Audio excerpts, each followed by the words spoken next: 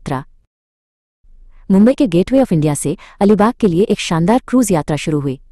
जहाज यात्रियों से भरा था जो समुद्र की लहरों पर एक रोमांचक साहसिक कार्य के लिए उत्सुक थे।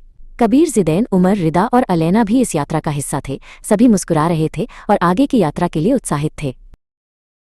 नीला समुद्र दूर तक फैला हुआ था और सूरज चमक रहा था। जहाज धीरे धीरे आगे बढ़ रहा था और हवा में ताजगी थी।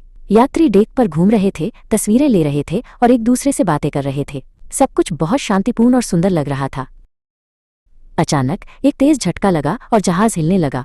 यात्रियों को समझ नहीं आया कि क्या हुआ। कुछ ही देर में जहाज के कर्मचारी घबराए हुए दिखाई दिए और घोषणा की कि जहाज में पानी भर रहा है। जहाज धीरे धीरे एक तरफ झुकने लगा और यात्रियों के बीच दहशत फैल गई।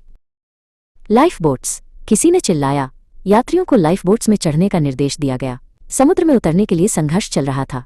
कबीर ने रिदा और अलैना की मदद की, जबकि जिदैन और उमर ने अन्य यात्रियों को शांत रहने में मदद की। वे सभी छोटी लाइफ बोट्स में बैठकर डूबते हुए जहाज से दूर जाने लगे। कई घंटों तक समुद्र में भटकने के बाद उन्होंने दूर एक छोटी सी जमीन देखी। ये एक निर्जन द्वीप था। सभी यात्री थके हुए और डरे हुए थे, लेकिन द्वीप देखकर उनमें उम्मीद जगी। जैसे ही वे किनारे पर पहुंचे, उन्हें एक छोटा सा तैरता हुआ पैकेट मिला जो क्रूज से बहकर आया था। ये खाने का एक छोटा सा पैकेज था। पैकेज में कुछ बिस्कुट, सूखे मेवे और ऊर्जा बार थे। ये बहुत कम था, लेकिन ये कुछ भी न होने से बेहतर था। कबीर ने सभी को शांत किया और भोजन को समान रूप से बांटने का फैसला किया। सभी ने थोड़ी थोड़ी मात्रा में खाया ताकि ये एक सप्ताह तक चल सके। पीने के पानी की सबसे बड़ी समस्या थी। उमर ने द्वीप पर एक छोटी सी प्राकृतिक जलधारा ढूंढने की कोशिश की, लेकिन असफल रहा। फिर जिदैन को एक विचार आया। उन्होंने बड़े पत्तों और प्लास्टिक के टुकड़ों का उपयोग करके बारिश का पानी इकट्ठा करने के लिए एक अस्थायी व्यवस्था बनाई। कुछ ही समय में उन्होंने थोड़ा साफ पानी इकट्ठा कर लिया। सूरज की तेज धूप और रात की ठंड से बचने के लिए उन्हें एक आश्रय की जरूरत थी।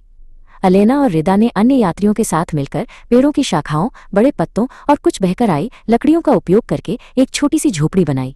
ये बहुत मजबूत नहीं थी, लेकिन बारिश और धूप से बचाने के लिए काफी थी। दिन धीरे धीरे बीतते गए। हर कोई एक दूसरे की मदद कर रहा था। वे कहानियां सुनाते थे, एक दूसरे को दिलासा देते थे और उम्मीद बनाए रखते थे। भोजन और पानी को सावधानी से इस्तेमाल किया गया। वे हर सुबह और शाम समुद्र की ओर देखते थे, एक बचाव जहाज की उम्मीद में। एक सप्ताह बीत चुका था। सभी थके हुए थे, लेकिन उनकी उम्मीद अभी भी जिंदा थी। अचानक दूर क्षितिज पर एक बिंदु दिखाई दिया। ये धीरे धीरे बड़ा होता गया। ये एक जहाज था। सभी यात्रियों ने खुशी से चिल्लाना शुरू कर दिया और हाथ हिलाकर संकेत दिए। बचाव दल जल्द ही द्वीप पर पहुंच गया। उन्होंने देखा कि सभी यात्री सुरक्षित थे, हालांकि थोड़े कमजोर थे। बचाव दल ने सभी को भोजन और पानी दिया और उन्हें प्राथमिक उपचार प्रदान किया।